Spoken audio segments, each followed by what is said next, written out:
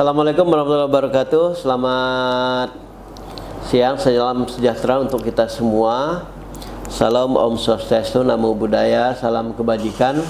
Para pemirsa kerukunan yang kami banggakan, kita akan memasuki segmen berikutnya masih dengan narasumber yang kami undang secara khusus dari Ketua Umum MUI Provinsi Kalimantan Barat, Pak Kiai Basri. Kita pada sesi ini Pak Kiai akan membincangkan tentang bagaimana peran MUI Kalimantan Barat dalam menjaga umat dari radikalisme, kemudian liberalisme, dan mungkin mengarah ke terorisme. Ini yang akan kita bahas. Jadi intinya bagaimana pandangan Kiai terhadap peran MUI dalam menjaga hal tersebut tadi, Kiai. Baik.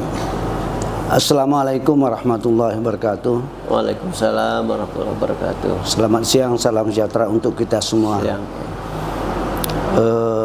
Seperti tadi dalam episode pertama kita sudah bahas bagaimana kita menciptakan kerukunan dan keharmonisan dalam kehidupan beragama.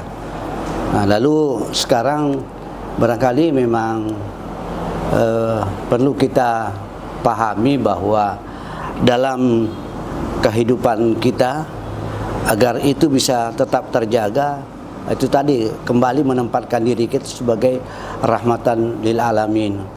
Jadi janganlah karena kepentingan golongan kita mengorbankan persatuan dan kesatuan di antara kita. Majelis Ulama memang dibentuk pada tahun 1975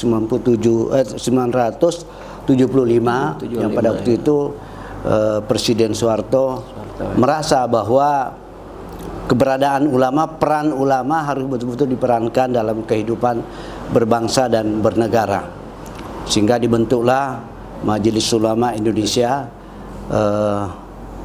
yang ketua umumnya pada waktu itu adalah Profesor Dr. Hamka.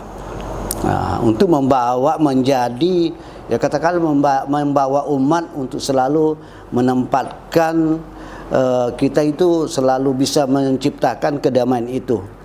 Karena sejatinya bahwa ulama itu adalah warasatul anbiya. Jadi al-ulama warasatul anbiya. Dan inilah kelompok yang memang punya rasa takut untuk terjadinya hal-hal yang tidak diinginkan, tidak sesuai dengan syariat dalam kehidupan berbangsa dan bernegara. Menyimpang gitu ya. Nah, sehingga maka dalam Majelis Ulama itu ada 4 fungsi. Pertama fungsi bahwa Majelis Ulama adalah wadah musyawarah. Segala sesuatu diselesaikan dengan musyawarah. Jangan diselesaikan dengan kekerasan, dengan memaksakan kehendak.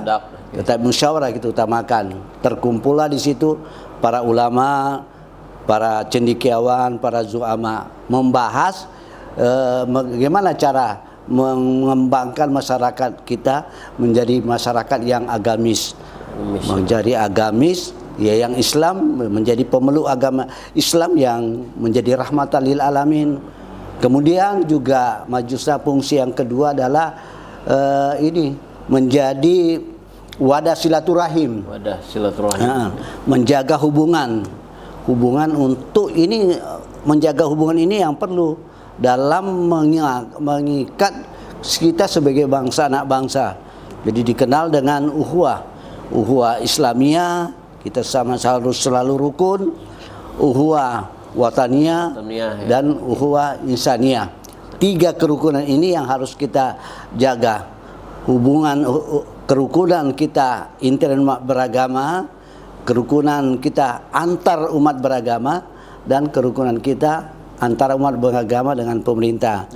Nah, kemudian juga Majelis Ulama dibentuk sebagai wadah perwakilan menyuarakan ide-idenya ajaran Islam kepada pemeluk-pemeluk, sehingga sama-sama memahami keberadaan masing-masing pemeluk agama itu. Dan yang keempat, fungsinya adalah menjadi wadah memberi fatwa, memberikan fatwa. Apakah diminta atau tidak, dia mengeluarkan. Ada sesuatu masalah dihadapi oleh umat, ya udah, Majelis Ulama bagi umat Islam keluarkanlah fatwanya. Akhirnya fungsi-fungsi ini harus benar-benar kita fungsikan fungsi Majelis Ulama. Jadi jangan ada sikap-sikap yang mau meremehkan ulama. Selama ulama istiqamah dalam menjalankan fungsi-fungsinya itu. Ini terkait ini kayak tadi yang fungsi yang keempat tadi kayak terkait fatwa itu. Fatwa. Ini kan di Kalbar nih kan akhir-akhir ini ya mungkin dari dahulu juga ada istilahnya, ada beberapa kelompok yang agak punya ya pemahaman yang mungkin dalam tanda kutip agak menyimpang, atau bahasa lain mungkin juga agak sesat segala macam. Nah itu bagaimana menurut Kiai itu? Ya, memang dalam menciptakan, mewujudkan kehidupan kerukunan dan harmonisasi, terutama Majelis Ulama yang domain anunya adalah di lingkungan umat Islam, memang kerukunan intern umat beragama Islam itu juga harus ini. Dan salah satu pemicu yang menjadi tantangan dalam terwujudnya kerukunan intern beragama, kadang-kadang munculnya ajaran-ajaran sempalan, aliran-aliran sempalan. Di Majelis Ulama memang sudah ada komisi, ada komisi pengkajian dan ada komisi fatwa. Jadi apapun yang terjadi di masyarakat berdasarkan pengaduan masyarakat yang diterima oleh Majelis Ulama, apakah itu Majelis Ulama kabupaten, kota ataupun provinsi, kita tidak lanjuti. Tetapi tidak serta-merta ada laporan lalu Majelis Ulama lalu menetapkan ini sesat atau tidak. Harus melalui proses ya, kita lakukan pengkajian, penelitian, kaji dulu, minta data fakta seakurat mungkin. Ada SOP-nya. Ada SOP-nya. Karena kalau tidak demikian nanti kita menetapkan sesuatu, memfatwakan sesuatu ternyata salah, itu akan lebih dampaknya akan lebih ini terjadi ya pertikaian yang berkepanjangan. Kita tidak ingin seperti itu. Kita ingin bahwa menyelesaikan masalah, jangan menimbulkan masalah baru. Ini istilah Pegadaian kan seperti itu. Jadi kata orang tua, kita menarik rambut dari tepung, rambutnya bisa tertarik, tapi tepungnya tidak apa-apa. Seperti itulah. Nah, oleh karena itulah maka ketika masyarakat mendapatkan sesuatu, tidak serta-merta mengambil jalan sendiri, serahkan kepada ahlinya. Kita akan melakukan sesuai dengan SOP kita. Jadi ada hal yang, karena ini intern umat beragama ya penting. Sesama kita Islam, antar umat beragama juga seperti itu. Jadi masa Menteri Agama Alam Syah Ratu Perlindungan memang ada dikenal Tri Kerukunan Umat Beragama. Ini yang harus kita jaga sama-sama. Karena intinya ya kita ingin hidup rukun dan damai, harmonis dalam kehidupan kita. Sekarang pun masih relevan kayak Tri Kerukunan itu. Ya, insyaallah juga. Oke, mungkin ya di media sosial kemudian ini kan menjadi sangat digemari ya dunia media sosial, digital dan sebagainya. Nah itu bagaimana MUI melawan ya narasi atau hal-hal yang mengarah kepada radikalisme dan yang lain-lain itu Kiai. Mungkin hoak juga Kiai ya, bukan hanya radikal gitu. Memang ya kita harus mengakui, dan itu sesungguhnya pada dasarnya banyak dampak positif dari media sosial ya. Karena dengan media sosial kita lebih punya peluang untuk menyebarluaskan ide-ide kita, itu media sosial.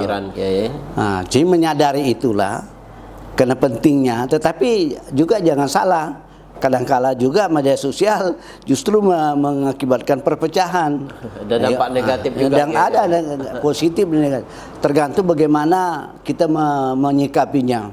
Oleh karena itulah maka Majelis Ulama sudah mengeluarkan fatwa nomor 24 tahun 2017. Bagaimana pedoman tuntunan kita, petunjuk dalam kita berkomunikasi melalui media sosial. Jadi media sosial kita tetap manfaatkan, tapi kita harus merujuk pada pedoman itu.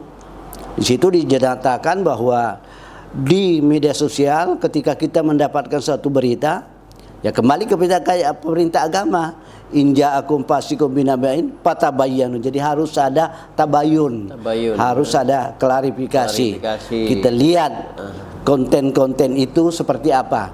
Ketika itu bisa membawa mudarat kepada umat, ya kita harus bisa menahan diri.